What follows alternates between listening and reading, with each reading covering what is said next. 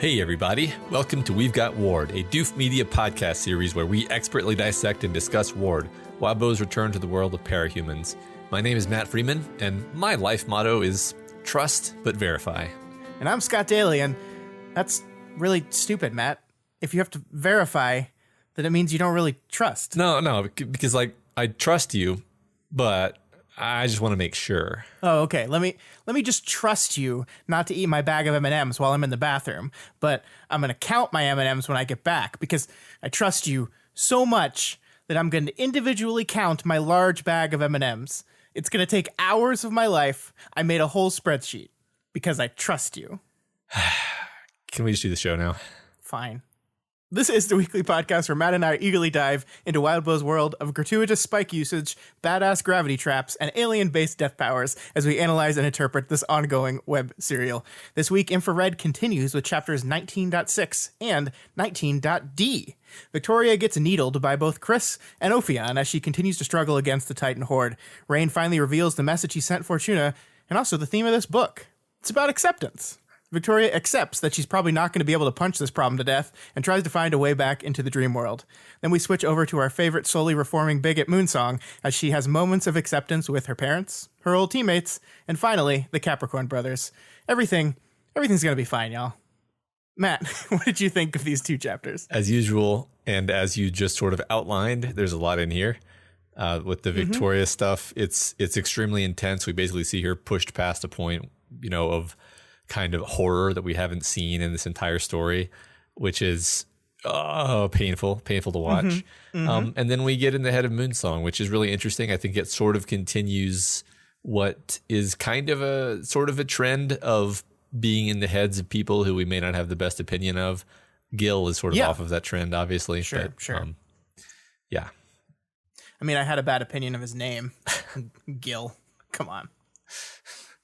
No, I agree. These are some good chapters. The Moonsong interlude was not something I was expecting, but I very much enjoyed it. I think there's some fantastic action writing here, some of the most stressful writing in the entire book, and I really like Rain's message, and I really want to really dive into and talk about what Rain reveals to the group and what that means for this entire story. Me too.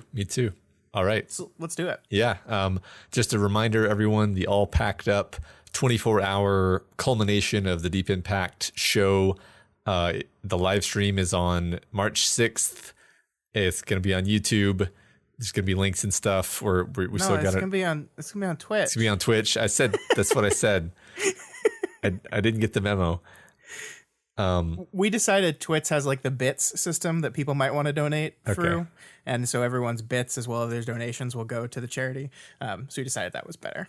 Sorry. And I should have told you that. That's my fault. That's twitch.tv/Doof Media. That's what I thought. Yep. All right. And then also Kingslingers is ongoing. We're on episode, 3 now, right? Yep. Yeah.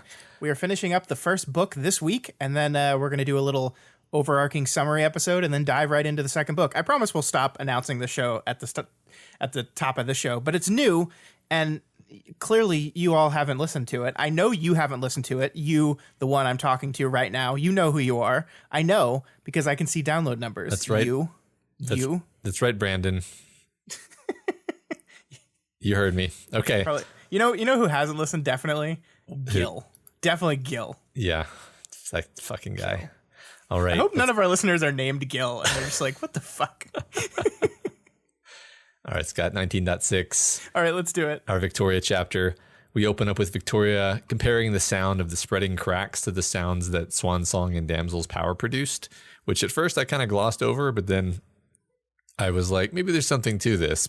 Like maybe it operates by the same principles, or maybe it's a more to tell us where Victoria's head is. I don't know.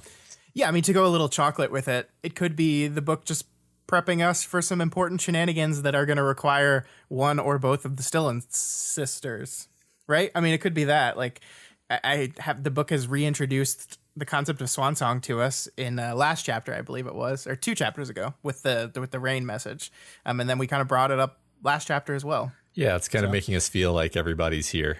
Yeah, and I mean, I think you're right that it could just be literally just a hint of Victoria's mindset. Like, Rain talked about how Swan Song was here last chapter, and now she's got her on the brain. Or, it could just be a normal thing where, hey, this cracking noise sounds weird. Let's give the readers something to compare it to that they know what sounds like because they've heard that before. Yes. It could be that. Or at least we've spent a lot of energy imagining how that sounds. Sure. Yes. So I love how the Ashen Titan is described as being quieter than silent. I love that language. The ash just creates this muted pall around her.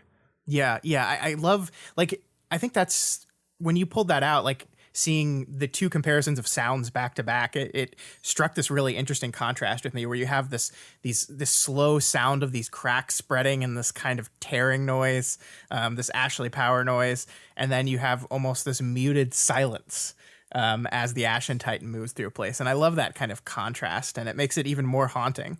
Yeah, it's good writing, right? Because I don't know, it's something I do visualize things quite often, although not like 100% of the time, but I don't have like a soundtrack to what this battle sounds like. So unless Wildbow's telling me exactly what I should be hearing, I'm not really hearing anything. So I think it's fun to point things like that out.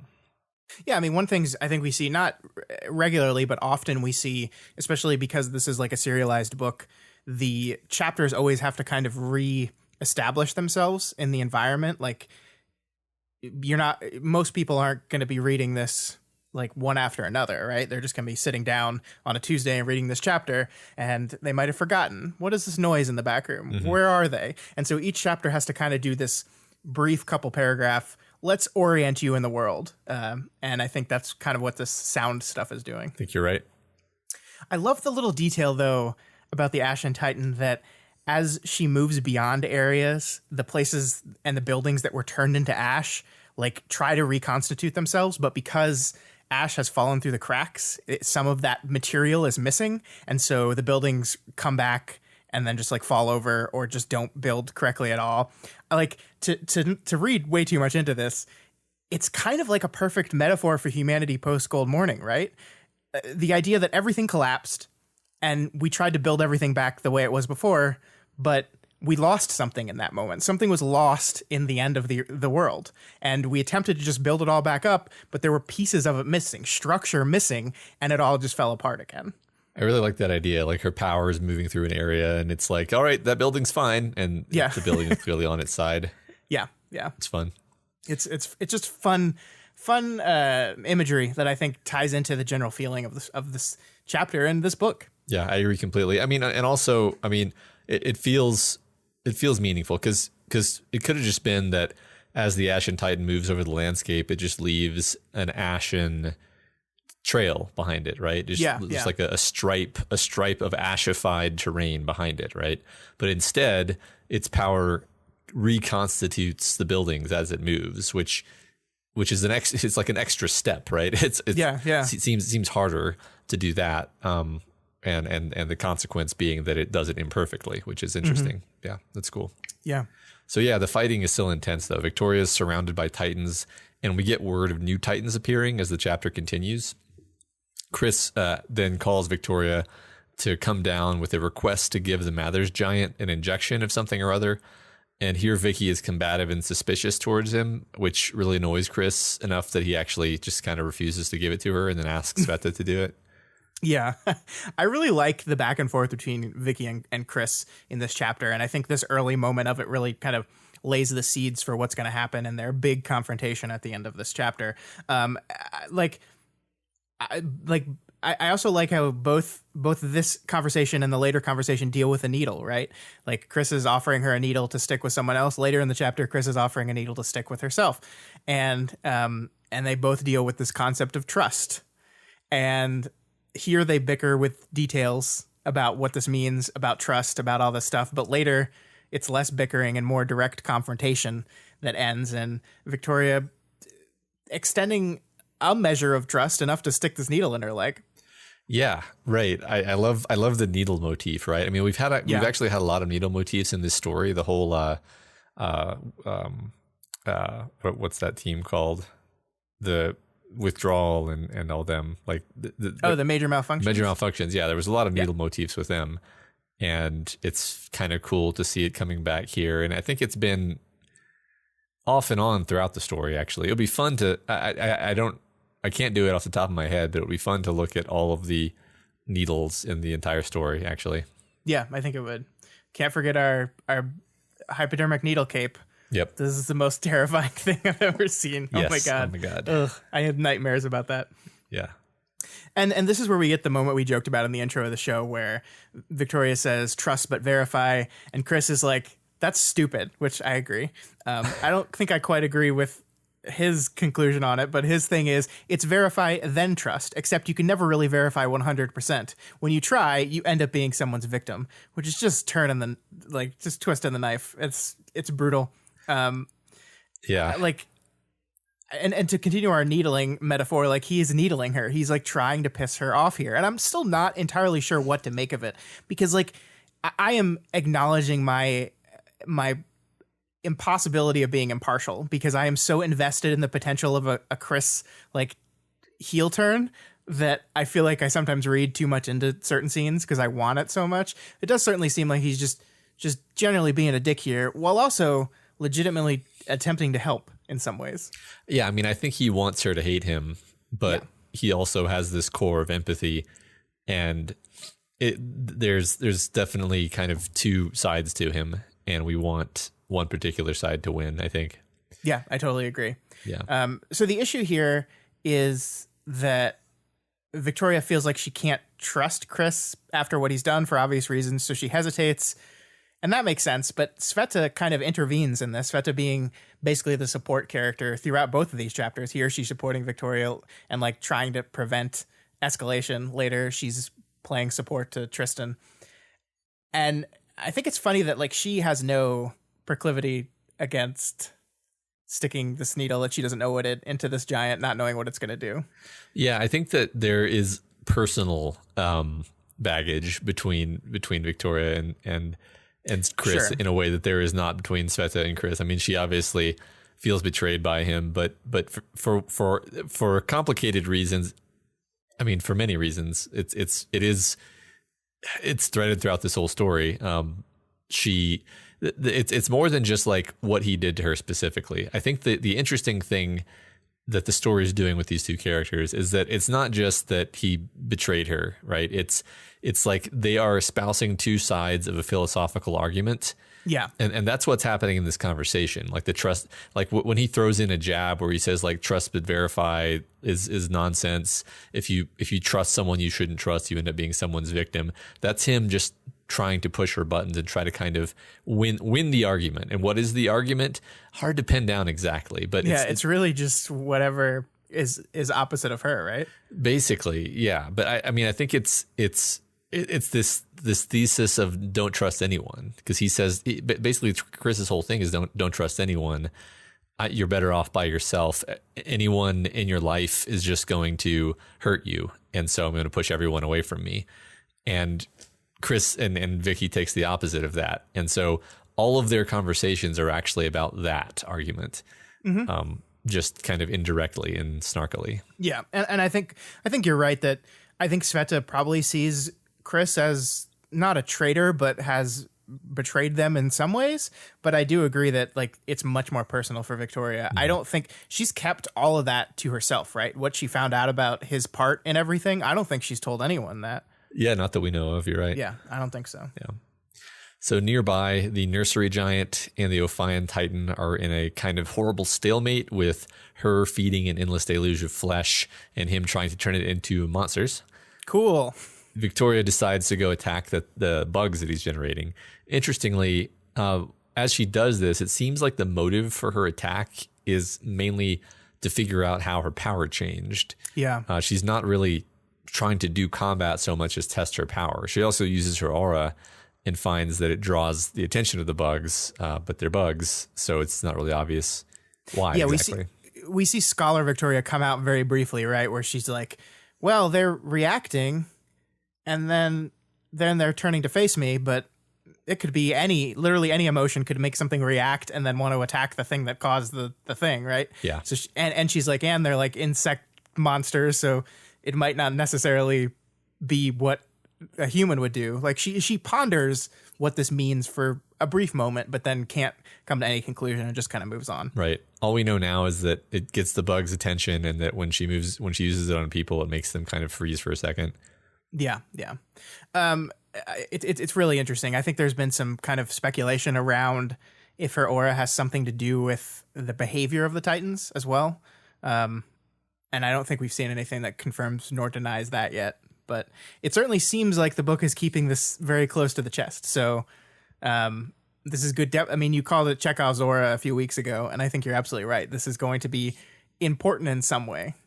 Yeah. How important and in what way? Can't wait to find out. Sure. So Vicky discovers that she can basically rip these creatures to shreds by taking a gentle and subtle approach, grabbing and then rending instead of punching. And then after laying waste to some bugs, she tries to dig a hole in Ophion's bulk. So I really love this because at this moment where she's like testing her new force field, seeing what its limitations are, she realizes that if she punches things really hard, it just is going to cause her field to pop, and then she'll be defenseless. Right. So she thinks back to her sparring incidents with her family and how she had to be a little more gentle then. And from that, she moves to ripping and tearing things apart. And I just like love that inherent contradiction with like this, like go soft, go a little bit more gentle, which ends with very effective and efficient, just rending and tearing and destroying of these insect monsters. It's just like, it's brutal and efficient. And I just love that it starts with, I remember when you were sparring with your family. That's where it ends. The language is so evocative, where like the descriptions aren't actually super specific, but I still have no trouble rendering a extremely graphic movie of her like shredding her way through these things, almost like dancing between them as she goes. Yeah. Because she's being so gentle. It's pretty cool. It is really cool. Is there something to make of the fact that she's made the decision to go after this Titan specifically? The one that could accidentally sting her with one of its barbs and turn her into a monster? So later on, after she gets into a horrible situation, she thinks to herself, like, why did I do this? Yeah. What came over me? And I think that's basically the same question. Like, why the hell does she do this in the first place? Because yes, okay, the ostensible reason is, I need to test out my force field. But then she just like plunges into an extremely dangerous position for no real reason. It's like she kind of loses the plot for a second. Like she loses track of like the risks and the threats and the objectives. Like she doesn't really seem to be having any, like she's not acting based on any kind of objective when she starts digging into Ophion's side. Yeah. She's just kind of doing it.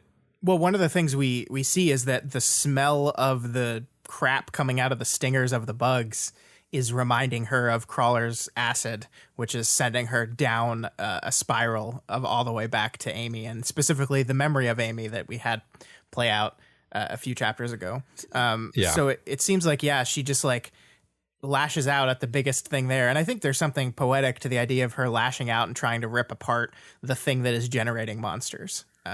It seems just very fitting. I agree. I mean, I don't think it's a big mystery. I think that she loses control of herself emotionally due to the circumstance, and that's why she goes after him.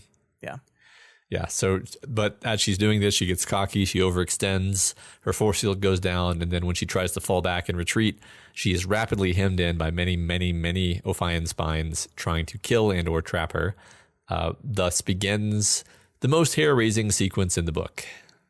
Yeah, it's just spectacularly written too. Like I'm on record as like being the guy that's like, I don't come to this book for the action. The action's good usually. I'm here for the character stuff. But man, this worked. This worked on me. The way it escalates and just keeps getting worse and worse as the needles tighten in on her and tighten in on her. And like we said, if there's a theme of this chapter, it's Victoria and needles. And she's just getting just hit by these spikes, so many spikes, and the text is just deliciously awful here. Like, it's just so good.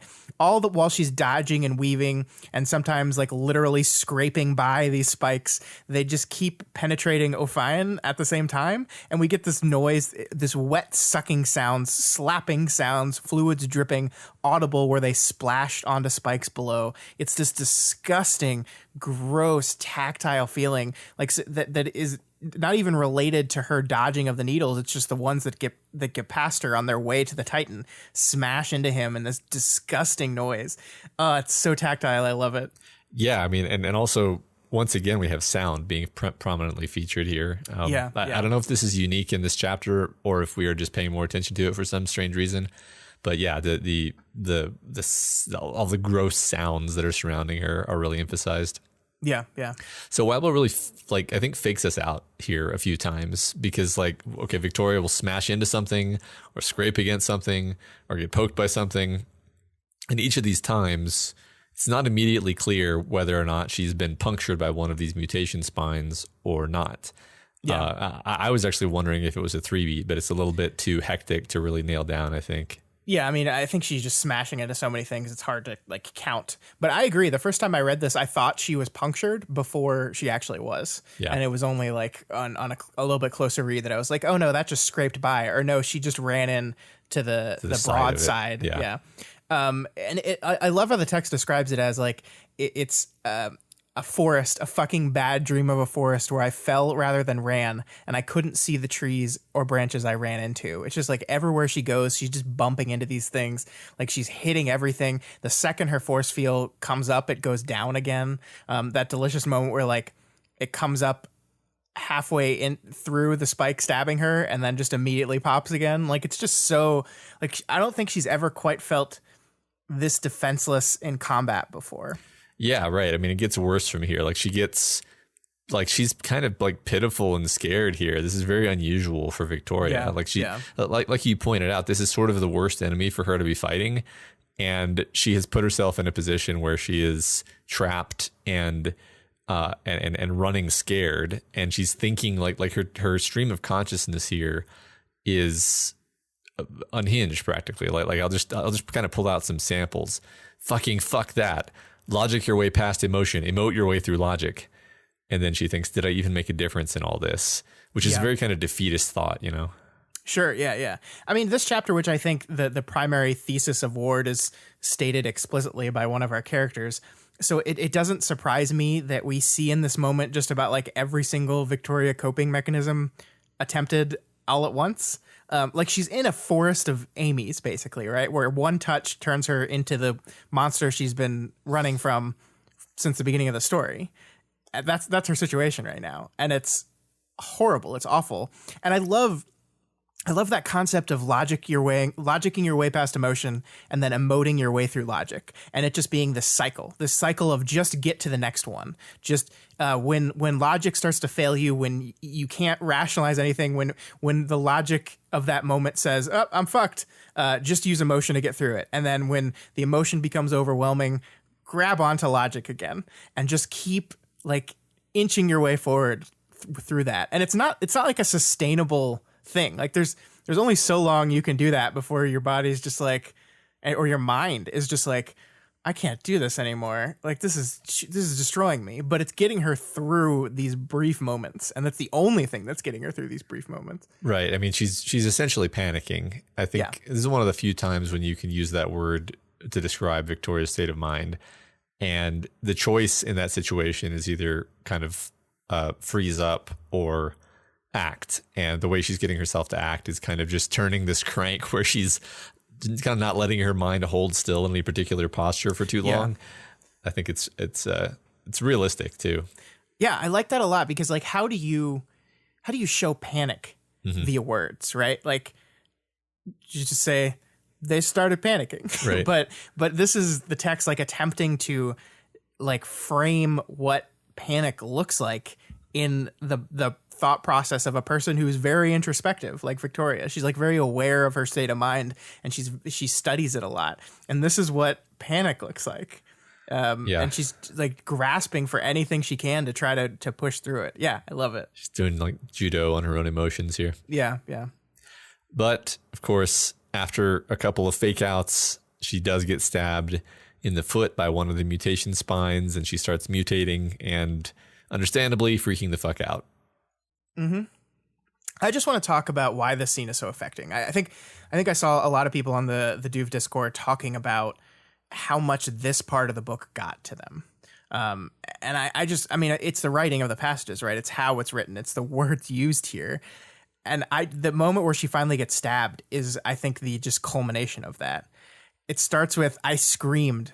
Pain jumped from the penetration point at my knee and my foot, from the penetration point from my knee to my gut, making my mouth yawn open, my entire body wanting to throw up on reflex and yet too paralyzed to follow through. Freeze frame trapped in the first moment of the hurling process. I could feel it slide in, slowly, displacing fluids that came out in gulpy spurts, and I could feel it twisting everything it touched, flesh mixed up like it was a liquid in a blender, not something solid, swelling, flowing out of the wound. That is like so, like the attention to detail there, I think, is just so affecting. Like you could like, it's not just Victoria got stabbed by one of them and she started freaking out because that's her worst nightmare. It's like, I could feel it. I can feel the liquid enter my body. I could feel it change and start to mutate. I feel every bit of it. Ugh. I love it. Right. It doesn't flinch away from describing the feeling at all, despite the fact that she does flinch away from looking at it. It gives us enough of a, I mean, I think this is a good thing that Weblo does often, which I just think is a good writing technique, where we don't know what it looks like. We don't really get a description of it, but we know exactly how it feels and what it's like and how gross it is. And that's kind of all you need. Sure. Like, you don't need a picture. You just need to know, oh, this is horrible. Yeah. You don't need to see that shark. Just know that shark's there and it's freaking you out. Exactly. Yeah. I love here in this moment too, her cycle breaks down, her cycle of logic and emotion. And she's like telling herself, keep the cycle going, logic your way through emotion, emote, I screamed, pushing out with my aura, emote through the emotion, emote through the emotion. Like it stops like being a flip-flop between the two, just emote through emotion. Yeah. Like, oh, well, that's not going to work. She's going to scream her way out of her panic, which interestingly enough kind of works, because when she uses her aura here, it may or may not have actually saved her. So yeah, well, that's one of these open questions, right? Like we see her scream pushing out with her aura, and then the next thing that happens is someone or something hits the Titan. And so that's our kind of central mystery here, where I think a lot of people were questioning the last time she did this.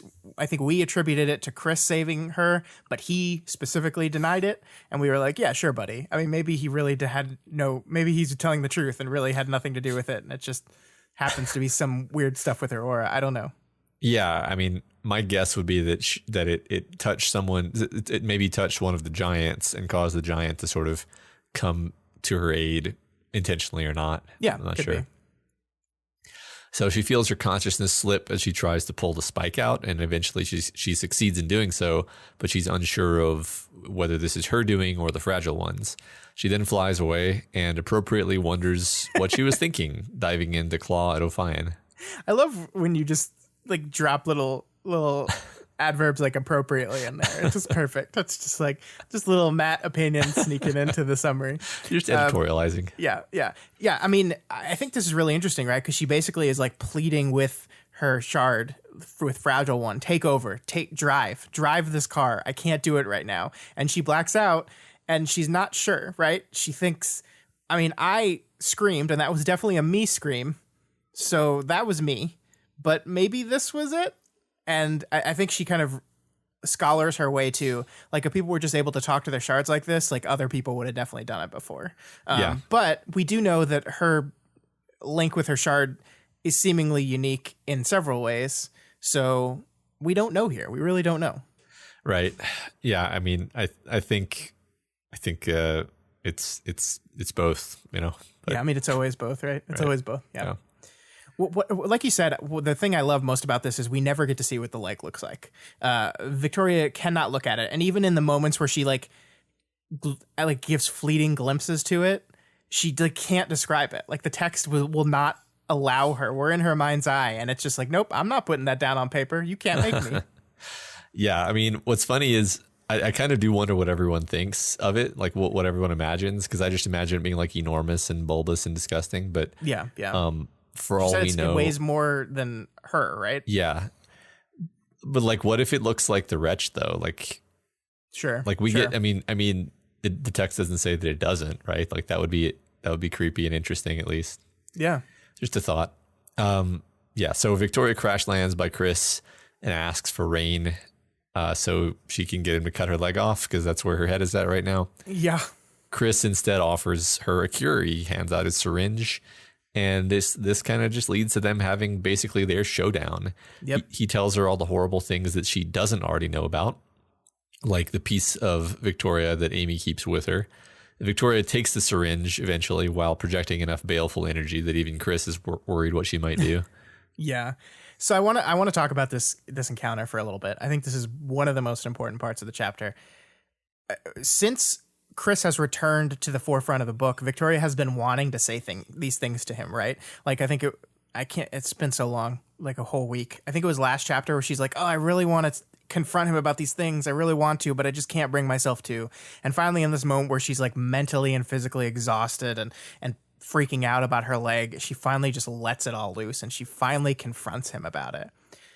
And he's not like sorry, like he doesn't say, "Yeah, I'm sorry."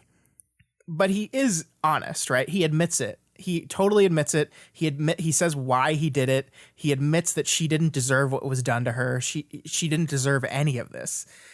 And then so the question becomes, well, why is this asshole conflicted person admitting this to her at this time? Why is he doing it? And Victoria thinks he said it to hurt me, to push me.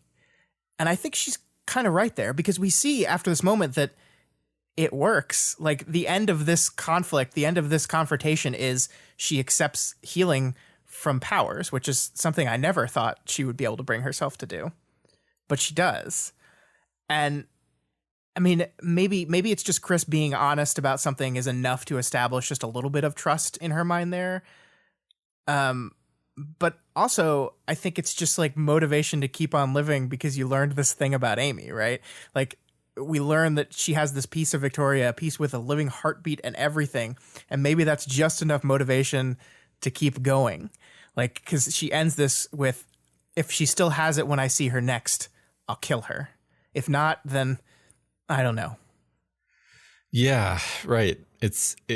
Because Victoria doesn't really show us exactly why she decides to accept this syringe, because it is a very big step for her to do this. I agree. Like I thought that we would not see this in this story, and I don't even know if I would say necessarily that it shows like growth specifically that she's decided to do this, because like you said, maybe she's just accepting it so that she can be healthy enough to murder her sister. Yeah, to use that leg to kick Amy's head off. Yeah.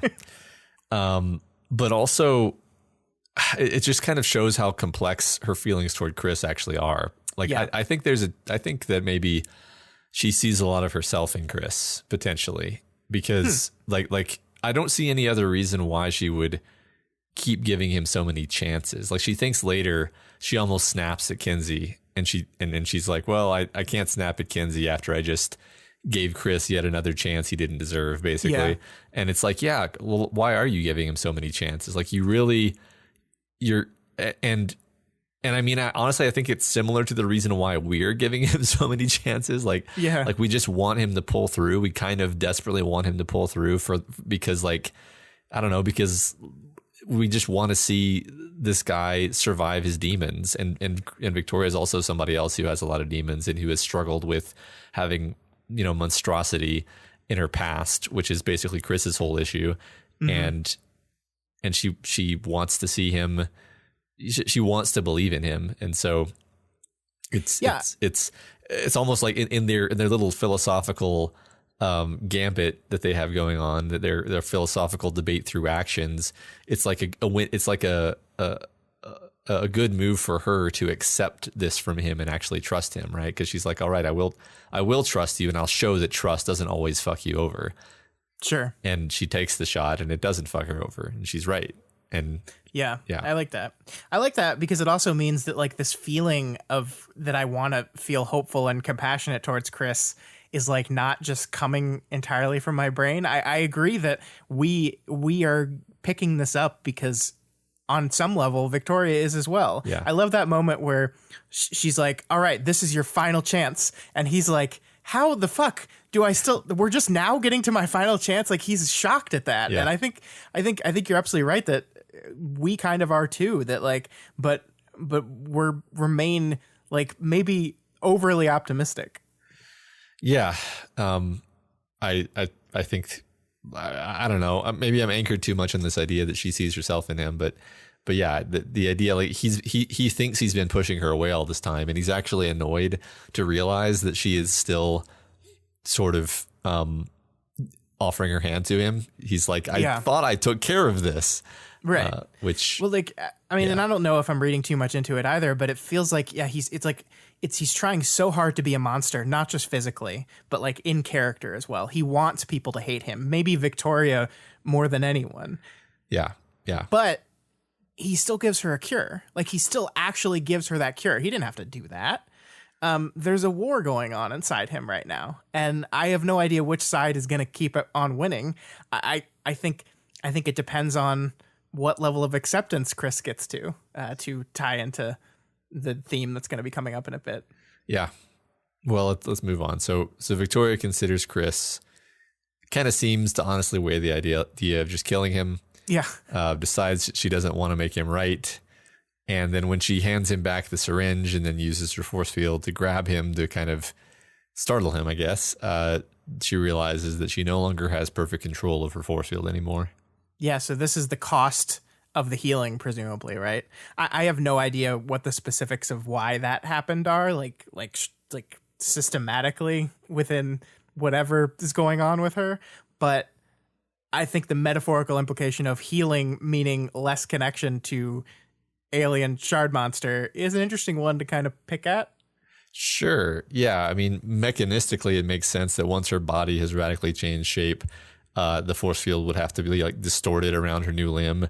And now it's just fucking confused about what's going on. So that could be like the kind of very base level powers wonkery, how that works. But just in terms of she trusted him, I think maybe moreover trusted someone other than herself and thus lost control. I like that too. Mm-hmm. Yeah. Yeah. I mean, I think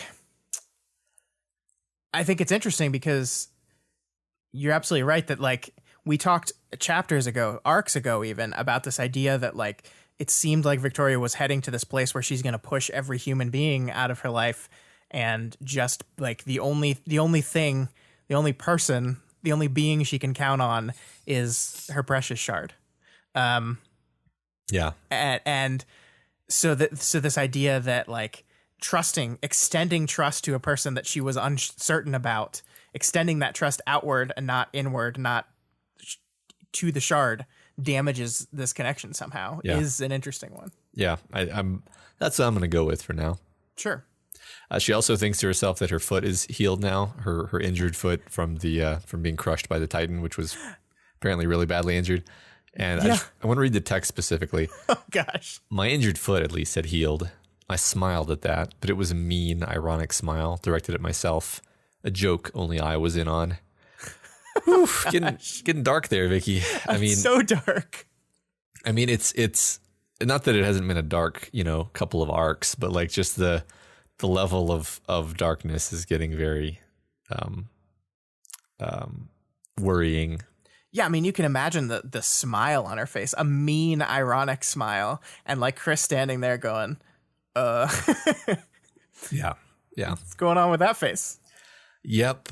So Victoria then joins Kenzie and Rain tells us finally what the message actually was. And it was Scott was right. The message. So I'm going to kind of collate things that he says.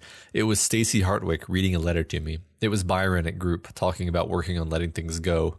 It was Jessica accepting Chris and Swansong. Swansong talking about work she was doing with the wardens and seeming proud. Not forgiveness, Rain said. I don't know enough. It's not my place. More like acceptance.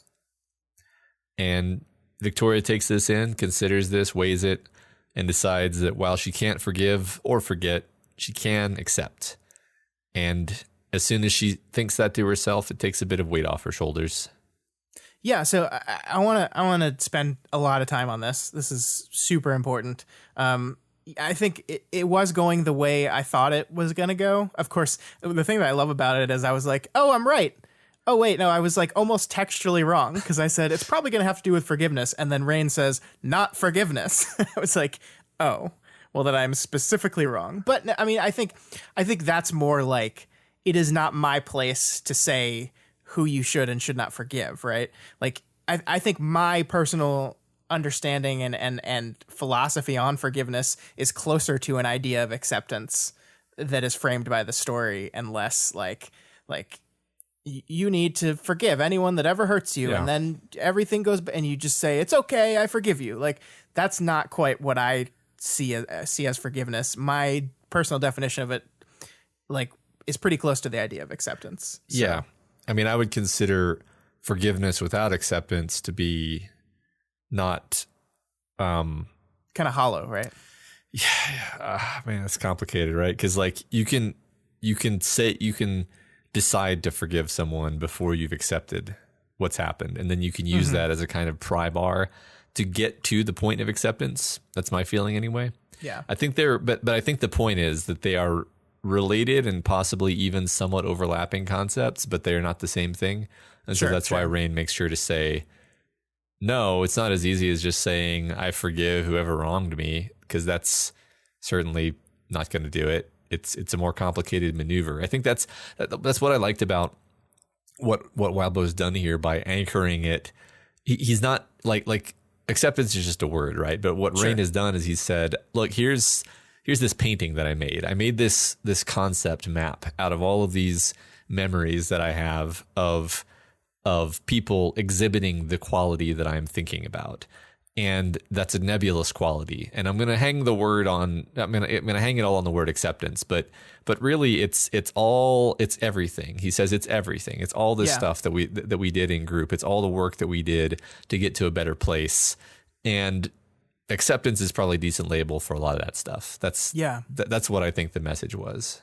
Yeah. And I think with this framing device, the book kind of opens up to you a little bit, right? Like if you take every interaction in this book, every character, the struggles they've had, the things they've overcome, and the things they've been unable to overcome, and you frame it in this idea of acceptance, not only accepting the things that you've done, but accepting the things that have been done to you.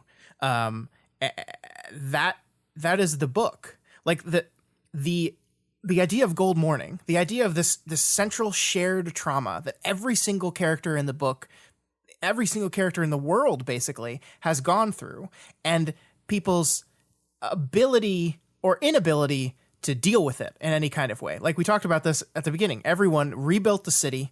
We just tried to carry on and move past it.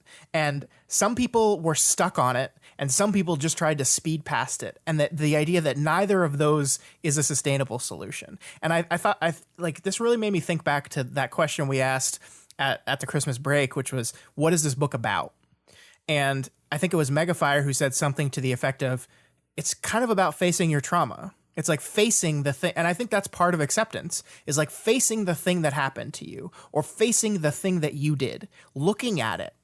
Don't blink away from it. Look at it, deal with it. Like let yourself, that happened to me. That happened. I did that, or someone did that to me. And then finding a way past that, like admitting it happened and then finding a way past that, is what every character who succeeds in this book does. And every character that fails in this book, every character, like look at Cradle, look at March, look at Amy.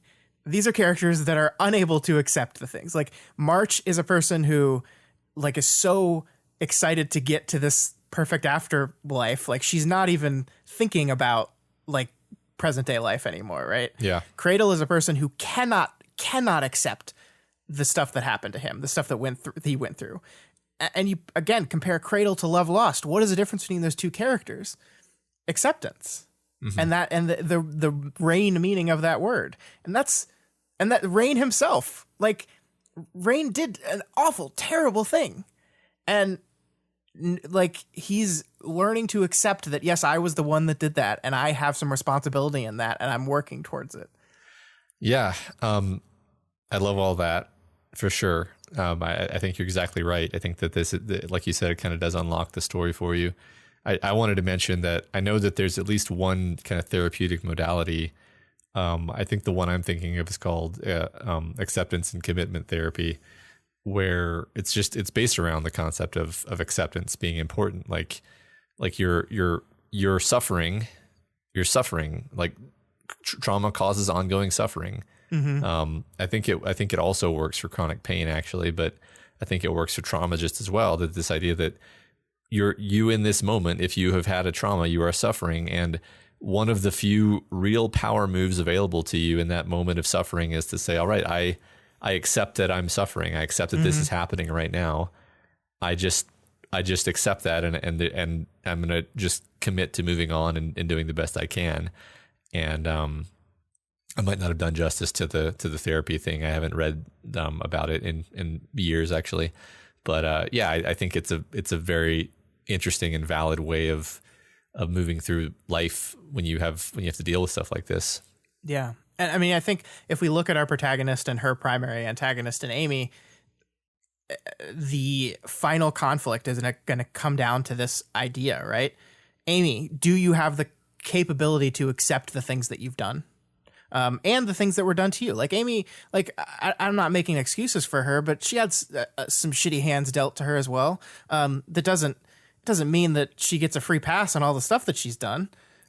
Yeah. But you need to deal with that. Right. It was really cool to see Victoria actually think through that as she's like, yeah, I can be objective, and I can see that the day that all that stuff happened was a completely fucked up day.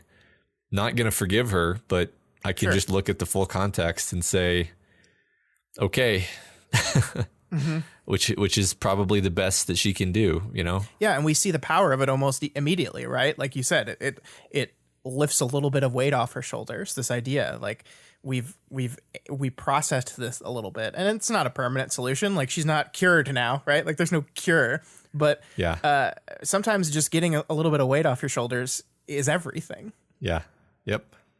And we finished this whole part with my next conversation with her would be the last, one way or another, which is both ominous and like very much climactic almost. Like we are 100% moving towards the conclusion of the story. The conclusion of the story, Victoria's conclusion was always going to go through Amy in one way or another.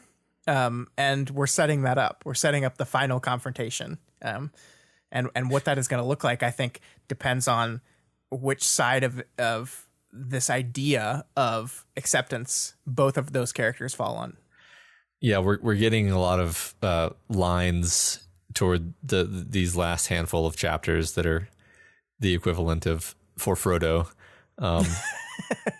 Yeah. So yeah, I agree. We're wrapping up a little bit. Yeah, and we should say that the message appears to have worked, right? That Fortuna got this idea of acceptance, and the Titans have changed their behavior. They're not attacking, they're just kind of roaming, which is destructive in its own right because they're giant power monsters that turn everything to ash just by walking around. But they have changed their behavior, and there's this implication that there is possibly this war going on inside Fortuna right now. As maybe the human version is wrestling with the shard version for control. Yeah. So speaking of Fortuna, they discussed the fact that continuing to fight like with their more aggressive, less nuanced powers just plays right into Fortuna's hands. And then subsequent to this, we learned that Valkyrie was just snagged by a crack, which is almost certainly like a calculated strike, that picking her out specifically. Yeah. So the first part of you talked about the idea that these powers have been altered to be a little bit more aggressive, less supporty, less defensy, and more all-out attack is really interesting. Like aggressive powers lead to aggressive solutions, and more fighting means more cracking and more tightening, right? I guess that's the plan there. And that the solution is you can't punch it. Sorry, Victoria, you can't punch it. You can't do it. And it's interesting because Victoria is not an escalation person, but as we said, years ago, she is a person that likes black and white can I punch it or not? Like, this is fallen person punch. Yeah. That's how I defeat it. That's how we defeat it. Yeah. And now we're kind of in a situation where she's not gonna be able to punch it unless it's a crystal, and then she'll just punch that again. But I don't know. I like this idea of like, we got to rethink this. Like this continued fighting, this continued battling is just like playing into everything, and we got to go back to that dream room, which I love has just kind of become the cornerstone of the story a little bit. The cornerstone of the story, in that Rain and his cluster is like the almost the thesis of the story in aggregate. Like if we look at each and every one of these people, like what they've gone through and how they've survived or not survived, and then just like this is the key to the literally the door to the problem solving. Mm-hmm. I love it. Yeah, I mean, I think it's ultimately good, and not entirely surprising that the ending of this story is not one that involves punching. I mean, it may still involve punching. I'm not going to say there's no more punching. Definitely going to be some punching. But the idea that like Victoria, who struggled with feeling like a brute and feeling like she was savage and overly violent her whole life. I mean, I guess I was always going to be surprised if the ending of the story involves that character punching something. Yeah. It always had to be an internal, emotions driven, psychology driven resolution of some kind. Yeah, I agree with that. Yeah. Yeah. I don't know about you, but the Valkyrie Titan reveal shocked me. Mm-hmm. I was not expecting that. Like if we look at like if one of the lessons of this book is that acceptance is one of the path forwards to recovery, then the assumption here is that Valkyrie might have never quite gotten there. And we saw so little of her, right? She was not a huge presence in the story, but I feel like she was struggling the last time we were in her head. So, I mean, I can see the road that ends up here, but I was still kind of surprised. For sure. Yeah. I guess I saw her as being someone on the edge, and especially when she tells Jessica that she's terrified. Mm-hmm. I think in retrospect that she knew better than anybody what the risk was. Like, yeah, I don't know if she literally knew like, yeah, there's going to be cracks in space time and a red dimension under it, and then there's going to be Titans. Maybe she did actually. She's pretty powerful. Yeah, I don't know. But the point is, I think that that part of her fear was a fear for herself. That she knew that she would be someone who could be more at risk than average. So yeah. That said, I mean, now that, you know, she's basically the most powerful parahuman, so she's probably going to be the most powerful Titan. I mean, who knows what her, I mean, just kind of the most obvious form that her power takes is going to be, she brings out capes to be her minions, except maybe it's like every cape that ever died at the same time, you know? Oh my God, that's terrifying. I mean, why would it be limited to 3 anymore? I guess is the thing. Sure. And like, what a thematic thing for it to be Valkyrie who brings forth the dead, right? Yeah. So, gosh. Yeah. Are they going to call her the Titania Titan? Is that? I don't know. That would be a tongue twister. Yeah, that would be too. That would cost lives. People wouldn't be able to say it in battle. Ah, yeah. Yeah. So the team decides they'll try some kind of gambit involving the Shard World. Tristan, however, insists on staying here to support his old team. And Sveta decides to back him up in that. So maybe she's recognizing that in this moment, Tristan needs a teammate more than ever right now. I don't know about you. This is one of those moments that felt like a tinge of finality to it.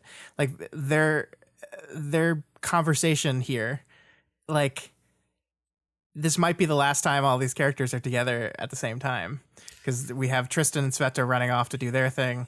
I don't know. It just felt like there's potential for that here. I mean, I think last week when they said like, yeah, we got everybody back together and Swan Song is sort of here in spirit. I was like, yep, that's the last time they're all going to be together. Yep. And then we start peeling those characters off a little at a time. I assume we're going to do more of that as the chapters go on. Yeah. And I mean, Tristan saying like, Byron is the one I protect most of all. I was like, oh no. Well, yeah, I mean, there's like, it's weird because I don't know how to feel about this. And I think we'll talk about this a lot next chapter, but I feel like it would be very weird. Like if we do this concept of acceptance and this concept of that as the path forward, it seems like Tristan's on that path. So for the text to then just be like, nope, Titan. I don't know. I think he might just die, actually. Sure. I mean, that's, if I had to bet, is he going to die? Is he going to Titan, or is he going to be fine? I think I would rank order it like die first and then be fine and then Titan. I don't like this. Put it that way. I don't like it. Switch those around. No. He's going to be fine. He's going to be fine. They're all going to be fine. Everyone's going to be fine. At the end of the story, they're going to get like the magic time turner button and everything's going to go back to the beginning. Maybe. Yeah. That would be really, really satisfying, right? Everybody would be really happy with that ending. Just reverse the entire book. But like a beginning without shards. It'll be fine. Oh, okay. That would be really great. I just don't want people to die. Look, you're talking to somebody who has still not accepted that Taylor's dead, so, you know. Yeah, I mean, let's be honest here. She did. So just suspend your disbelief, Scott. She did. All right, moving. No, she's not. 19.d, and we begin the Moon Song interlude. Yeah, and I suspected when I was reading the first time that the last chapter ending on a Tristan beat meant we would come to an interlude when I knew it was an interlude that has to do with a Tristan-related character. I did not expect Moonsong, but I ended up really loving it. Surprisingly loving it. Yeah, me too. So Moonsong B, Brianna, helps her parents unpack their belongings into a tent. She struggles and successfully keeps it together despite being annoyed at her dad's whole energy. Pretty much half the chapter is centered around this comedic concept that they just want to get the fucking space heater out of the fucking box. Yeah, but they can't. Yeah, because they keep getting interrupted. It's so great. Like, this is really wonderful, very quick early characterization from Wildbow here. Her dad asks her to get the space heater out of the box, and then while she's in the middle of doing that task, he asks her to do something else, get her a box cutter, and she looks over, and the box cutter's like right next to him, and all he has to do is reach out and get it. And that's a pet peeve of mine too, when like someone asks for something and it's like right there, and I'm just like, just get it. I'm doing something. Just get it. Like, someone asks you to do something, you're doing it, and they're like, oh yeah, do this for me as well. It's like, no, it annoys the hell out of me. So I get it. But she glances at her mom, and her mom gives her this like, please just do it look. And it's just amazing how within like just a handful of paragraphs here at the start of the chapter, we understand this entire family dynamic perfectly. And I think it's really important because we, the reader, already understand Moonsong on some level. We kind of get what her deal is a little bit, but we don't understand this family dynamic. We don't understand her parents much yet. And we're about to like push this dynamic forward. We're about to make some progress on this whole thing. And I think it's really important to set a baseline there, or else that progress has no meaning. And so very quickly through just this simple act of unpacking and the way that both parents handle this, we've got this idea of what this family dynamic is. Yeah, and it's a fucked up one, right? I mean, yep. It's not like fucked up in the sense of many of the horrible situations we've seen in the story, like Kenzie's, for example. Sure. But like, I feel like if you were visiting their house, within seconds, you would be like extremely uncomfortable and on edge. Sure. About the whole dynamic and weirdness of just like the level of tension, I think is what it is. Because Brianna, especially when people show up, but even before that, there's this tension, there's this walking on eggshells, and it's I mean, we'll get to it, but I think it's no surprise that she ended up with the power that she did. Yeah, totally. Yeah. Just one cool kind of character beat. I like how Moonsong kind of has this physical ritual of kind of centering herself and squaring her stance when she uses her power. Yeah, there's something kind of very zen about it, which makes sense. I mean, she's like altering one of the most fundamental rules of physics. Yeah. Using magic powers. So It makes sense that she'd want to center herself a little bit before doing it. I love how it's like the way it's described is that like mass is an indent and you're just like reversing the indent. I love how like these concepts are described sometimes. Yeah, me too. The like sort of visual kind of synesthetic component to these things. Yeah. I like this bit of humanity here. It's very complex and just strikes me as very realistic, where Okay, her father says, there, how about that space heater? Ren, her mother said. The fierceness of it surprised Brianna. Her mother tended to be meek. Let our daughter rest. I'll be happier if I know you guys are okay, Brianna said. Then she wondered why she'd said it, why she'd countered her mother when her mother was showing more spine than usual. Like it's fun because it kind of highlights what the dynamic is by throwing in this. It's this like an exception to the rule proves the rule or whatever the phrase is. Yeah. Well, yeah, and I love. I think it builds complexity into the relationship a little bit here. Like there's some real resentment from Brianna here at her mother, who in this instance was defending her. But she's got some old resentment, some old issues with both of them, and those kind of boil over here, even in a moment where her mom is like sticking up for her. Yeah, right. I mean, what's interesting is most of her attention is focused on her dad in this interlude, but I kind of wonder if there's not something simmering between her and her mom also that just isn't really expressed. Because because her dad is the one that like reaches out and has this really cathartic moment of acceptance with her, and her mom isn't really involved in that at all. So yeah. It's like her dad was the one who put the pressure on her, and her mom was the one who just kind of stood by and let it happen. Maybe. Yeah, and I think there's some understandable resentment at that. Yeah. So her dad, has this emotional moment, tells her that he feels he's super proud of her, but he also feels like he has been responsible for putting too much weight on her. And then she tells them, yeah, pretty much I triggered because of the pressures that you created. And her parents take it pretty well. Like he's not mad or insulted. He's like somewhat sorry. Yeah. Not too sorry. he could be sorrier. Let me put it that way.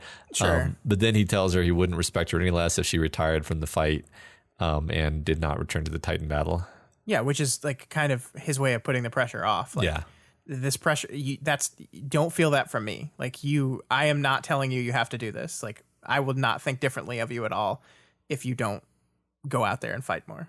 Yeah, right. It's a really beautiful moment. Like I agree that he could be a little bit better. I think that the line of like, don't let like, I forget exactly what it was, but something to the effect of like, don't let like you're better than people, and don't let people like talk you down at that. Like that's wrong with me a little bit. But I do think overall it's this moment of acceptance on both sides. It's our big word of the week.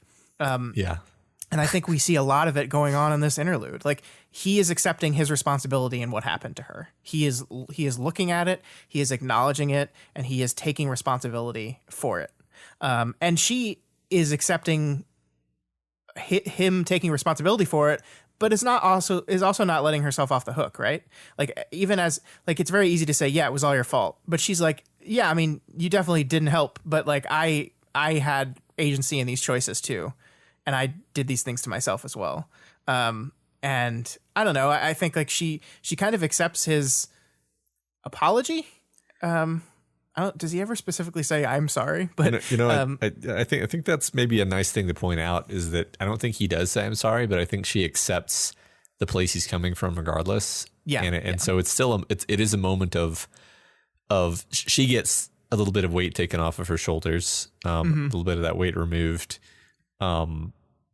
Because of acceptance, ultimately, because she accepts that he never meant for her to be hurt, and that's enough for her to be able to give him a hug, and everything's better, or a little bit better at least. Kind of accepting that the people that hurt us are just infallible, messed up people that screw up sometimes. And I mean, I think what we're seeing kind of is like the catalyst that acceptance can have, because he's accepting the role that he had in this whole thing. It allows her to accept where he's coming from.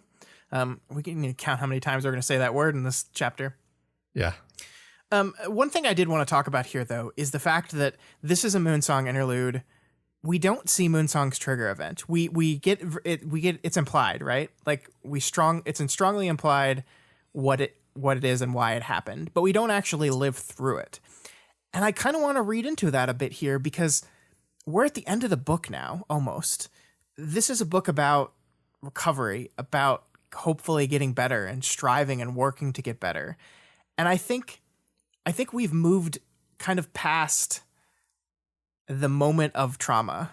And so in this interlude, we are not seeing Moonsong at the moment of her original trauma. We are seeing her at the moment of her acceptance of that trauma.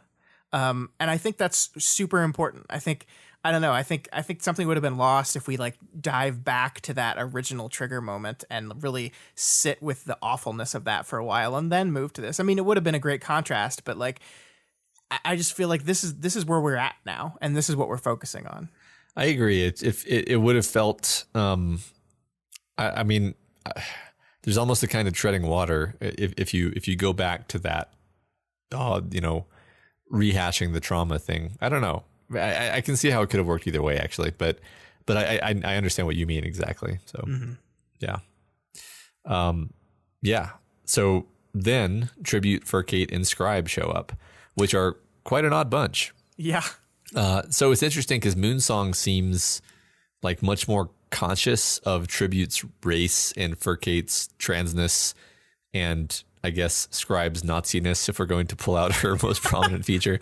Not that Capricorn ever really knew Scribe, but like Tristan, I don't even think Tristan ever pointed out that Tribute was black, but it's like the first thing that Moonsong points out, right? So it's kind of highlighting the idea that like through some deft writing, we see Brianna's prejudice and her perspective, sure, especially toward Furcate, and we also see that that prejudice stems directly from her fear of her parents' disapproval. Like part of it is that she's uncomfortable around Furcate, but she can handle that. What puts her on edge is like you can kind of see her eyes like flicking between Furcate and her parents, like, oh, are they going to react?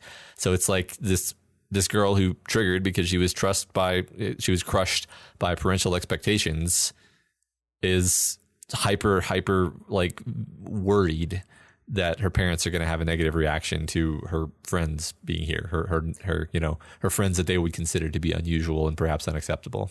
Yeah, I think you're absolutely right here. And I think this is really important, right? Because we've spent the last 10 minutes or so talking about this character who has absolutely made strides, but she's still struggling with this stuff, right? She is not at the end of her road. She's still struggling with these feelings. I think she describes Kay being transgender as other weirdness, which is not great. Not great. Not great to call it, to frame it in that way. Yeah. But she is working on it. And I think these moments where she is worried about her family, without saying anything explicitly, we get that that's where her bigotedness comes from. And then it lines up exactly, as you said, with the pressure that her parents put on her. Like, I just find it incredibly realistic that in this moment, like, she's trying to get better herself, and yet, like, she knows the way her parents feel about these things. These people show up, and she's immediately like, oh God, what are they going to think? Oh God. And I think it's really important that it comes right after this moment of catharsis, right? Because we just had Brianna's father like have this moment of like genuine, like reach out and try to patch things up with his daughter, and make things better. And then we like are reminded that, hey, these people are kind of bigots, and that's not great. And I think it just shows like how complicated people are, right? Like they have reprehensible views of people, but they're also still like parents. And like, I just think it's like a perfect, like it's like this heartwarming moment between father and daughter, and then you move immediately to this like, oh God, what are my parents going to think about this person because she's transgender? And it's like, oh yeah. And it's just, it's wonderfully complex. Right. I mean, the part of it that's saddening and all too realistic to me is that, like, her parents would have to be really incredibly awful people to have to like complain about the presence of this trans woman who is saving their lives by fighting monsters for them. Sure. But Brianna's still worried that it might happen.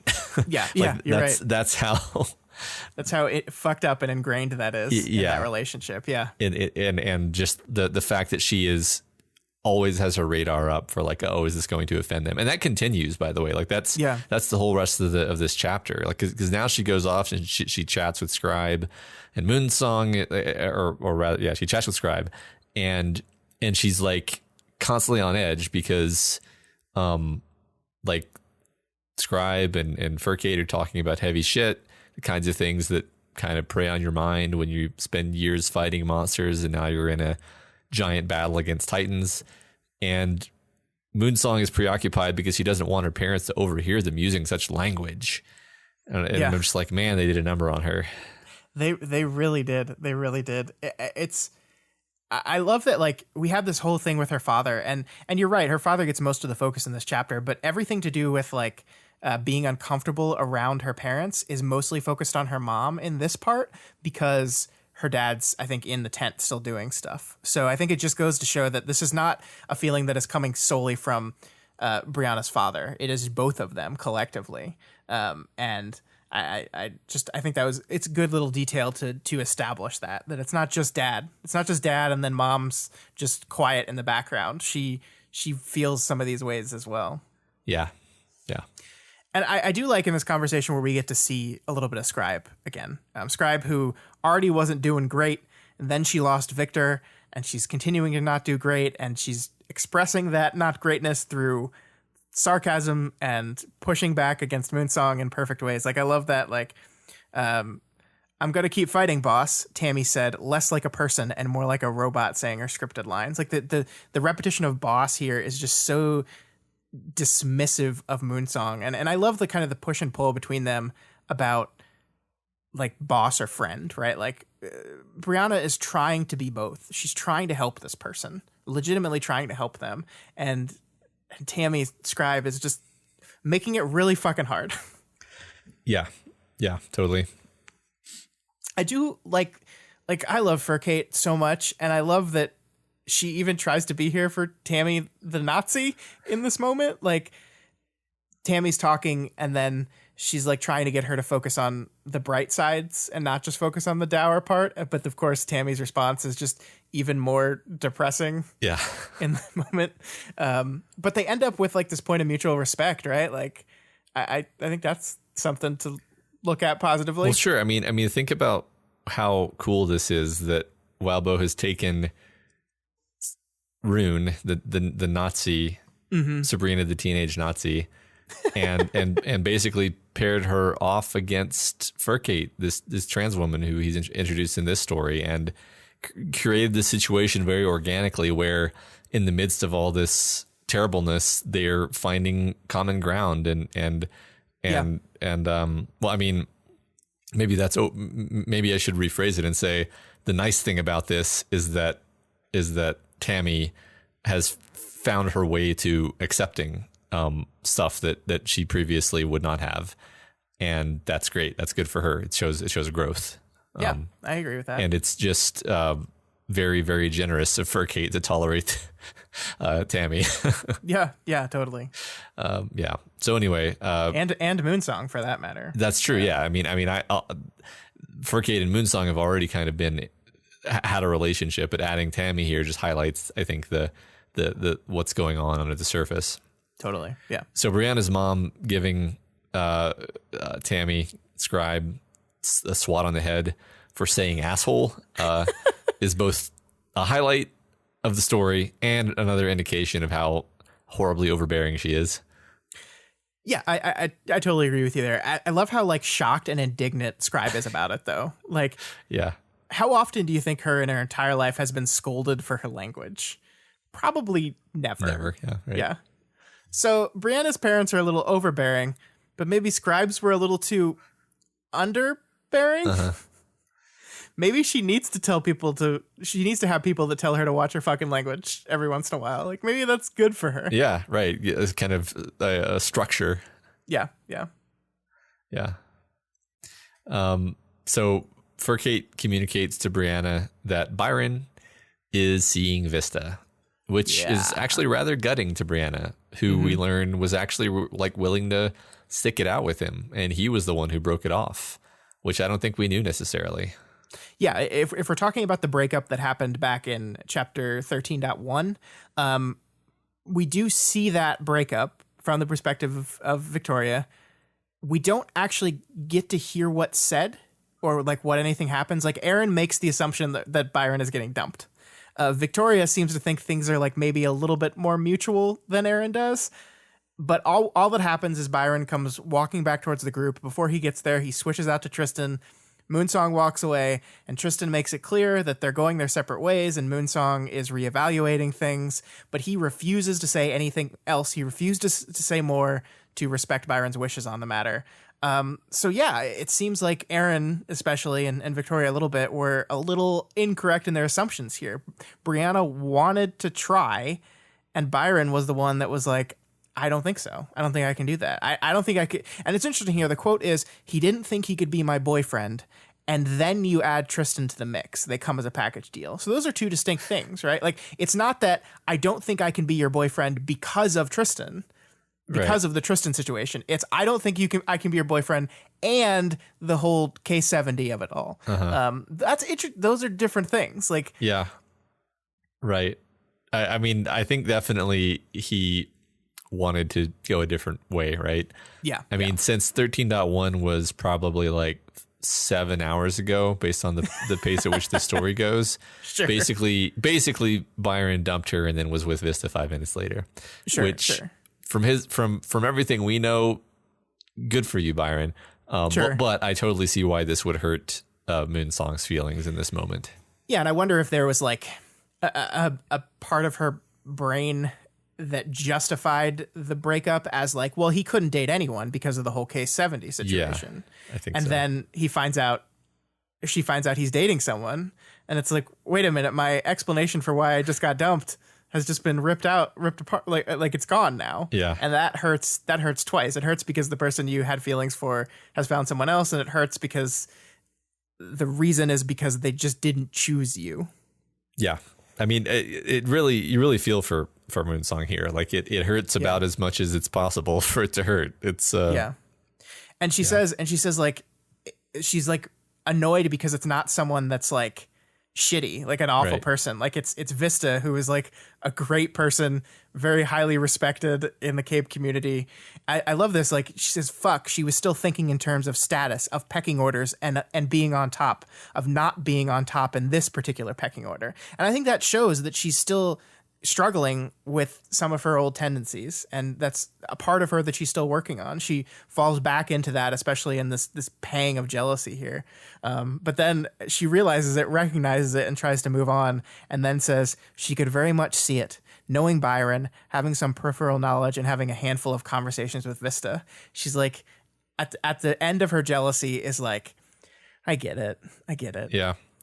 Yeah, I mean, part of this is definitely Moonsong specific issues, and part of it is just that I think for anyone, the only worst thing than finding out that your ex has someone new is finding out that the someone new is just way cooler than you. They're fucking awesome. Yeah, that's the worst. Right. None of my exes are allowed to date better people than me. It's just part of the whole thing. Thankfully, that's never happened to me because, because you're fucking Matt Freeman here.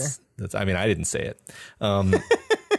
Nope. So tangent, but like I would imagine that Vista and Moonsong would have cool power synergy, like two shaker powers that, if overlapped, could manipulate both space and gravity, which is sort of space but with momentum wrapped around it. Math. Yeah. You got me all excited imagining this, and it's not going to ever happen because it's a love triangle. But wouldn't that make it more likely to happen for drama? I mean, maybe. I don't know. Does Wild Bill like love triangles? I think Wild Bill likes dramatic storytelling. True.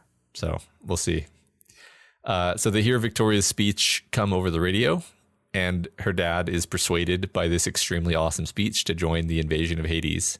Oh, hell yeah, Mr. Moonsong. I hope you don't die horribly. Me too. I think the most important thing we need to point out about this whole speech is that Brianna criticizes Victoria's tendency to give dramatic pauses in her speech. And frankly, Matt, that's unacceptable. That was a dramatic pause. That's perfect. Those are perfect length, by the way. Not too long and not too short. Victoria's speech was perfect. So You're just wrong. You're just wrong, Moonsong. I'm sorry. You're just wrong. She was winning me over, and then this, and just done with her. Yeah. I agree. Let's just stop reading. Anyway, so then we do a ellipsis, and we're on the battlefield, and formerly Team Reach now battles formerly Victor, setting a clever trap using Moonsong's power to hide a massive crack that they lure him onto and then drop him. Tristan pulls a clutch assist, knocking Victor into the abyss. So we're going to go through that scene that I just paraphrased in a little bit more detail. But first of all, I really love how at first the text establishes that she's managing 20 different gravity wells and then doesn't mention that again, just leaves it unresolved until the trap is sprung. And then we definitely remember that, and it works so well. Yeah, it's so satisfying. This whole fight is incredible from the start with like Scribe just like begging Victor to dig deep and find the humanity inside him and stop doing this is really great. The payoff and the setup and payoff with the trap is so good. I don't have a lot else to say about the fight itself except that it's fun. It's so rare in these Titan fights that we get like even a crumb of a bit of a feeling of triumph, and it's so satisfying that we get it here. Yeah, it's true. I mean, this is they didn't kill him, but they knocked him. They put him out of, the path of harming people for a while, which is good. So it's a big deal. It's a big deal.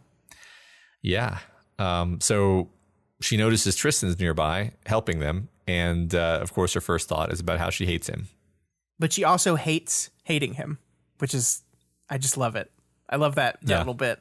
This is a person that is trying so hard to be better, to accept things both about herself and about the people around her. And as we see here, the one thing that she hasn't been able to put aside, the one thing that she hasn't been able to accept is Tristan and what he did and how much she hates him.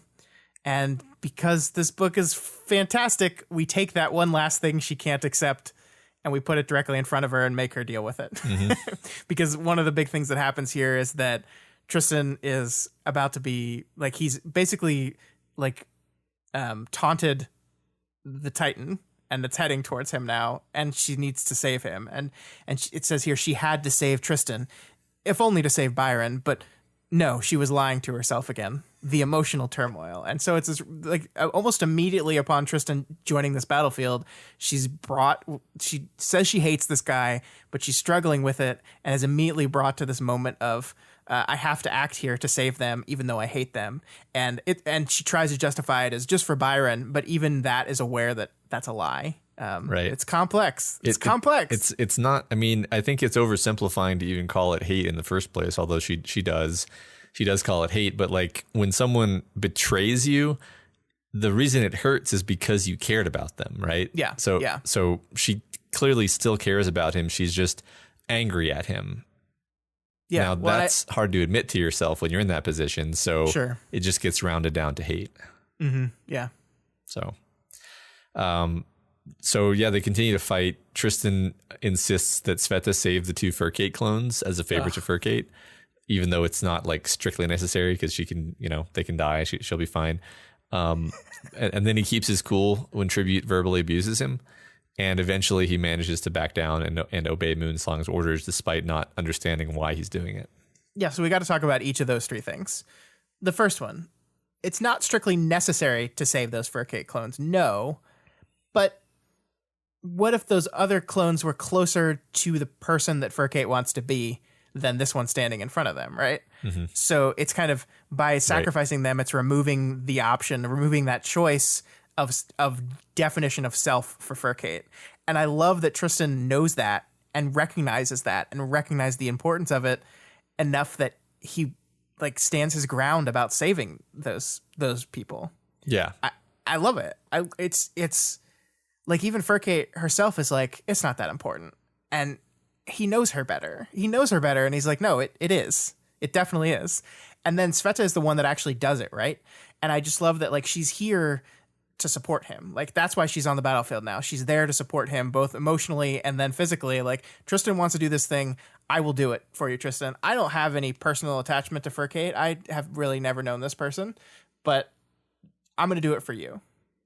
Yeah, it's beautiful overall. Just the idea that Sveta is here with him, I think, is really great because the story didn't have to go that way, right? Sveta could have tagged along with the others, but here she's saying like, look, I really need to take care of Tristan, and we have learned that they have a bit of a closer relationship than maybe we've been privy to necessarily because they've gone off and done things, just the two of them, that Victoria's not privy to. It's that Weld fan club. Exactly. So yeah, I love that she's here, and I love that she is kind of being this supporting, almost unobtrusive presence here. Yeah, and to move on to the tribute stuff, I really like those moments as well because he is so venomous. Like we can imagine how much this hurts Tristan to hear this stuff, and yet he rolls with it. And the thing that is interesting to me is that like I think Moonsong like doesn't feel entirely dissimilar than Tribute does. She's a little bit more political, so she doesn't like voice these barbed, hateful opinions out loud. And I think she's like actively trying to avoid feeling them. Like she recognizes that it's not a good, healthy way to feel. And Tribute doesn't. So I don't know. I'm worried about Tribute. If this whole thing is acceptance, doesn't seem like he's going down that path. Tribute's given his acceptance power to Brianna in this moment. There you go. So like so much important stuff happens in this chapter with Moonsong, and I love how it ends, and we'll get there in a second. But I think this moment where Tristan chooses to trust Moonsong and fall in line a little bit here is like actually low key super important for him because he's a stubborn guy. He's kind of indignant sometimes. He loves to be the leader, and yet he trusts. And like we talked last chapter about this concept of trust but verify. Like he just trusts her. And he has history with her. Like he doesn't like her either because she's a bigot. But he trusts her in this moment. And I think the reason why Moonsong is able to get to the point that she gets at the end of this chapter is because Tristan does what he does here in trusting her. And so like I think acceptance is like this incredibly personal thing that each person has to come to and decide for themselves. But like we talked about earlier, seeing someone else get there can be a catalyst for you doing it yourself. Mm-hmm. Yeah, I like that trust is coming more to the forefront because we've talked a lot about connections. We've said the word connections 1,000 times so far, and almost as many as acceptance. And occasionally we've actually kind of poked at it and been like, what does that really mean? Because like hating someone is a kind of connection, but I don't think that's right. Sure. Like liking someone is also a kind of connection, but I don't actually think that's it either. So what does it mean? And I think maybe the closest I'm going to get to it is trusting someone. Mm-hmm. That when you lose anyone who you trust, and you feel like you're completely alone, that's when you tighten. That's when you crack. And the idea that Tristan is willing to trust here, I think is very good, actually. Yeah, I think so too. And we'll see at the end of that because of that, Moonsong is able to trust him a little bit. Yeah. Okay, so Byron and Moonsong are able to touch base briefly because Tristan shifts out when they do their coup de grace on the Nemean Titan. Coup de Gracie. Yeah, right. I was corrected on that one time about 100 episodes ago. So I can't believe you remember that. Yeah. So she says something. Moonsong says something sweet to Byron just as he shifts out, and Tristan catches it and tries to be kind to her about it because he didn't hear it. But like still. Tristan seems really emotionally precarious. He's reminding her of the desperate time after he had murdered Byron and hired mercenaries, and it's kind of his lowest moment. Still, though, despite all that, she does decide to trust him. Yeah, so this is kind of heartbreaking, right? And this is one of those moments where I'm like, was that the last time that Byron and Moonsong see each other? And I don't know. I hope not, but it could be. And I love how Tristan handles it with like honesty and humility, right? Like saying, I'm sorry he didn't hear that, but I think he would appreciate it. And I think you're right. He really helped me too. He really helped. I know he helped you. I think she says something to the effect of like the reason you're the reason I am the way I am right now, I am at the place I am right now, is because you helped me get there. And Tristan basically says the same thing. It's like, he helped me do that too. And then they both admit to each other that they still have a way to go. And it's just this beautiful bit of acceptance. Like, this person, the reason I am better now is because of this person, but I'm not there yet. And they both agree on that. And it's this moment of connection and trust, as you said. Yeah. Yeah. It's a high note, right? It's a good optimistic ending. I mean, despite the fact that we're getting all kinds of death flags for Tristan, I think it's an optimistic ending. Yeah. I don't know. Like, he could die. You're right. I just have a hard time believing that, like, this person that's working so hard to, you're right. He's going to die. I just talked myself. Yeah. Remember how hard Swan Song was working. I forgot what book we were in. But I think, I think you're right about tightening being the least likely situation here, though, because Moonsong extending trust to him might have been exactly what he needs to hold on to that connection. And the ending here is really poetic, I think, because we talked about earlier in the chapter, Moonsong said the one thing she can't push aside is her hatred of Tristan. And then we close on this chapter with the text saying, for Byron, she pushed those feelings aside and nodded. And so that's a little arc there at the end of that chapter. I love it. It makes me so happy. It makes me happy too. Ward makes me happy. Who would have thought? I mean, that's the thing. Wildbow, he's got to help you back to your feet before he knocks you down again. That's true. So that's true.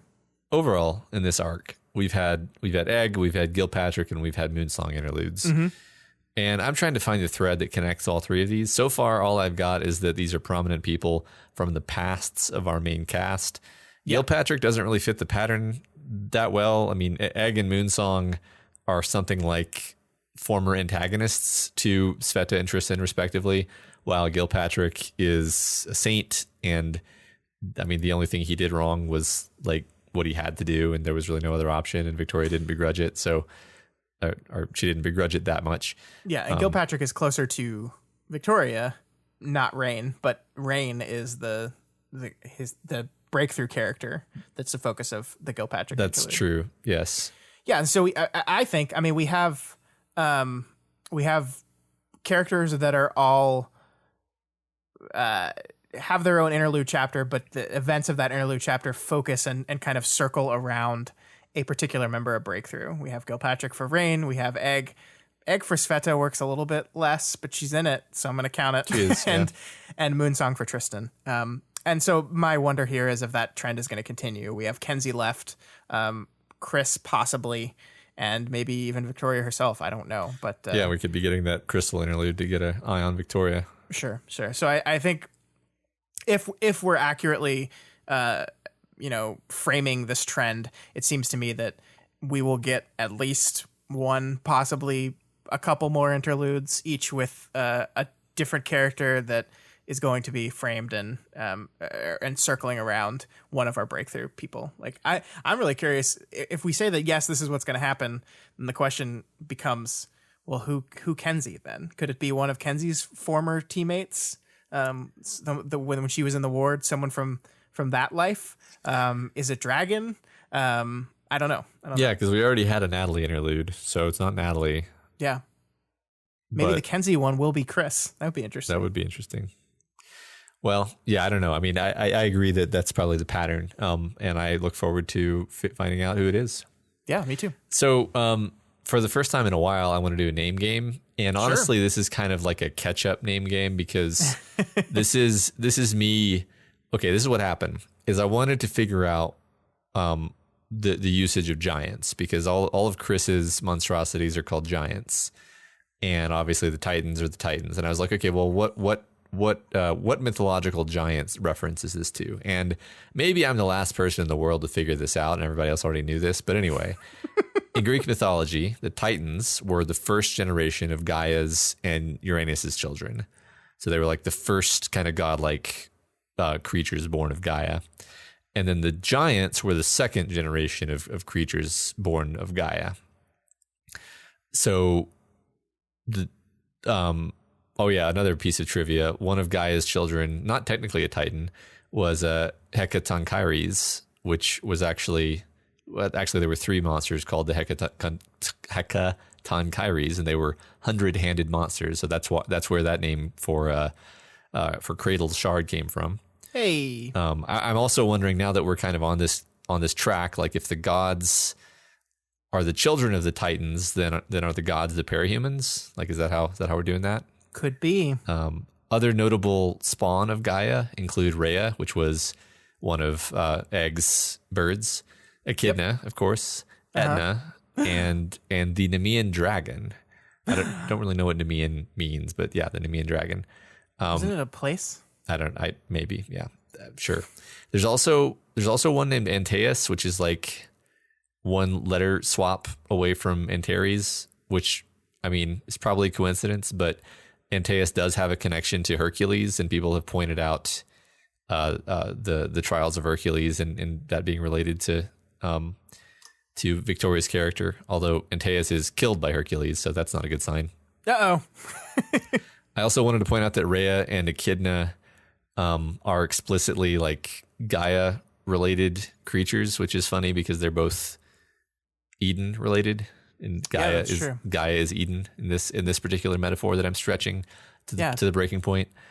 The breaking point. And I went down. I was trying to figure out if there were other giants, and of course the Bible has giants.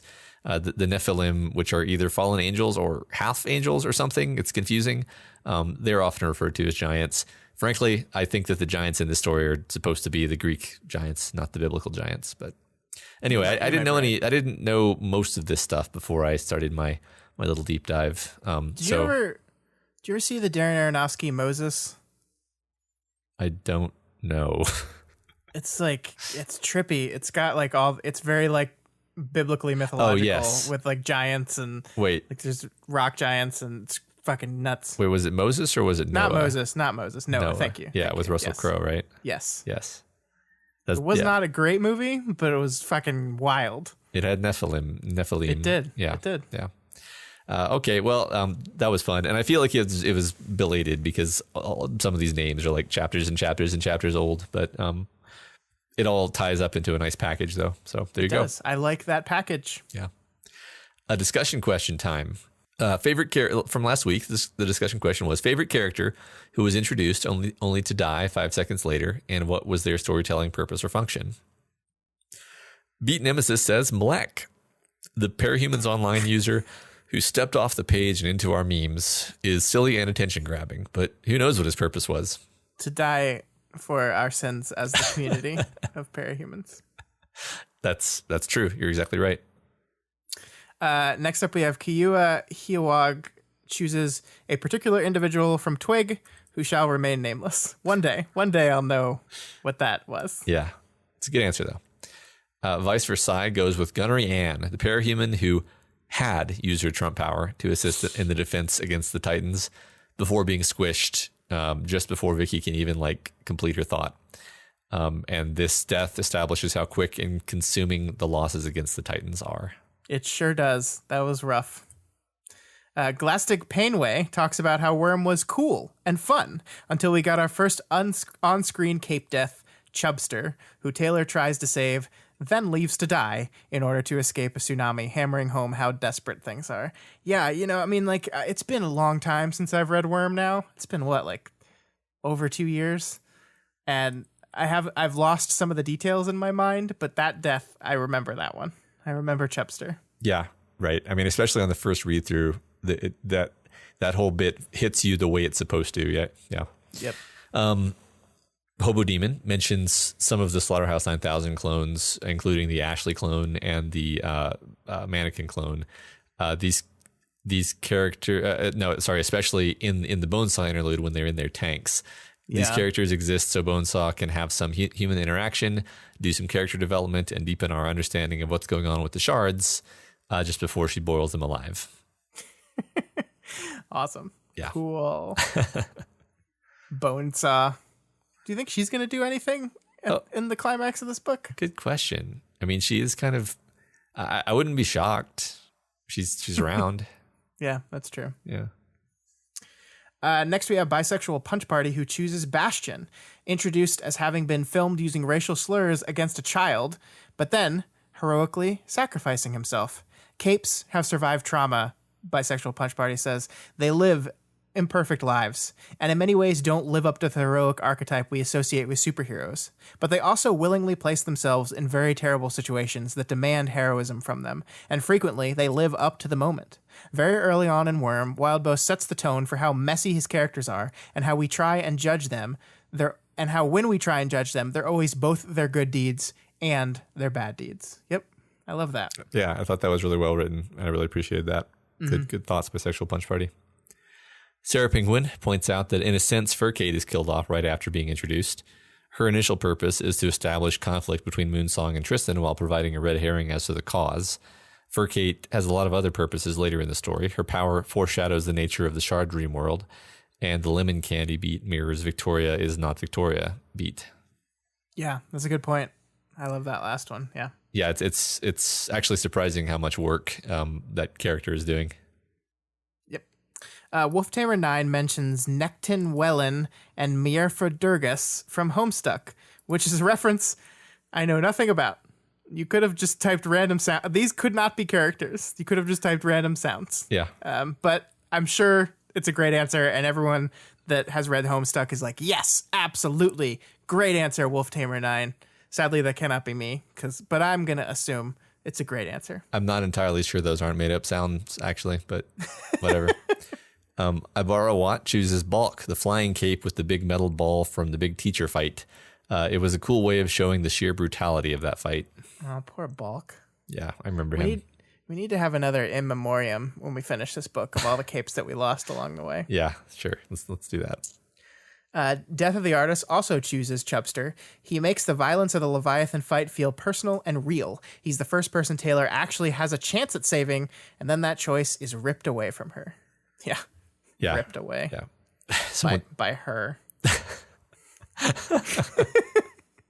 Oh, Scott. So unfair. Stelhex goes with String Theory. She's a comic relief villain and provides the first moment of hope that Scion can be hit using her God Driver. Then he comes right back and kills everybody, including her. By String Theory. So this is good because it's the first time they kind of get organized and try to attack Scion, and so him just killing everyone is a good tone setter for how this fight is going to go. Yeah, no, it is really great. And String Theory ended up mattering a little bit more in Ward. It's true. She's Chris's motivation. Yep. All right, up next we have Master Velheim, who chooses Joust. How do you pronounce that? I don't know. I think Juiced from Six Crows by Leigh Bardugo, which is another book I have not read. Yep. But and again, spoilered. I didn't even look at the spoiler because I haven't read it. So sorry. Yeah. Great answer. Coinage chooses a guy from Rogue One who gets killed to establish one of the main characters as ruthless. Yeah, that is true. I remember that character. Yep. When I saw Rogue One, at first I thought Coinage was going to talk about the Darth Vader scene, which I think is awful. Sorry for disappointing anyone, but I hate that scene. Oh, I don't hate it. I don't think it's good. But I agree with Coinage on this. It's definitely not my favorite movie, but I think it was very important to establish who that character was. Yeah, and it's pretty effective. Yeah. Professor Crispy picks Grandiose, the cape who Dragon blows up during the Seamerg fight in Madison. His purpose, within and outside the story, is to die right in front of the travelers and make clear to them and us that even if they escape the immediate aftermath of the battle, they'll still be hunted down and killed by the quote-unquote heroes. Yeah. Oh, man, just remembering that makes me remember how much I love that part of the story.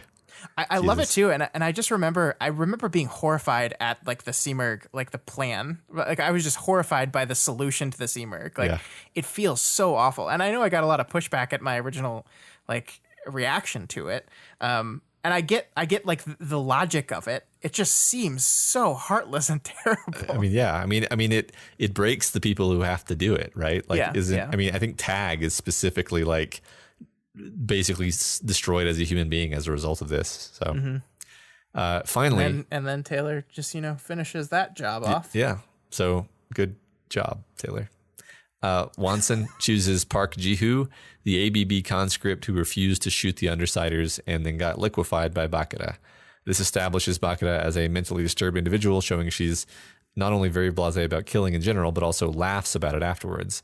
His death also definitely changes the tone of the web serial. He's the first person Taylor sees die, and soon after that, she gets her first major injury of many. Yeah, that's another death that I have a very distinct, clear memory of, because I think we even talked about at the time that was like an important statement in the story.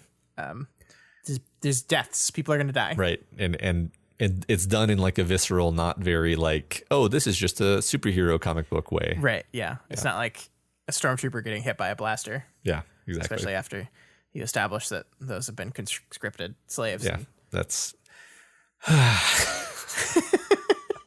Next week's discussion question. Select one Ward character and talk about how acceptance saved them, or conversely, how lack of acceptance did not. Yeah, so you can talk about some of the characters that we mentioned in this episode, or go crazy and talk about some other ones we haven't talked about. Yeah, this is going to be really fun. I anticipate getting like 40 answers for this one. Yeah, I'm going to enjoy this one. And that's all we got for you this week on We've Got Ward. You guys are all part of this show, so feel free to provide us with advice, questions, or thoughts on this week's reading.